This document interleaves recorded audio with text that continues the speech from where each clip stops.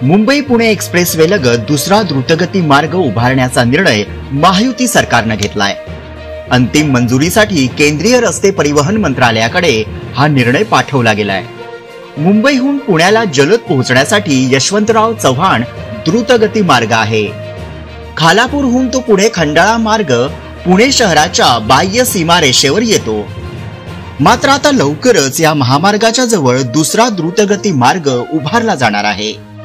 यामुळे वाहतूक कोंडी समस्या सुटणार आहे। यामुळे पुणे ते मुंबई केवळ 2 तासात प्रवास करता येणार आहे। हा नवा द्रुतगती महामार्ग मुंबई बेंगलोर असा असला तरी त्याची सुरुवात JNPA अर्थात जवाहरलाल नेहरू बंदर प्राधिकरणापासून सुरू होणार आहे।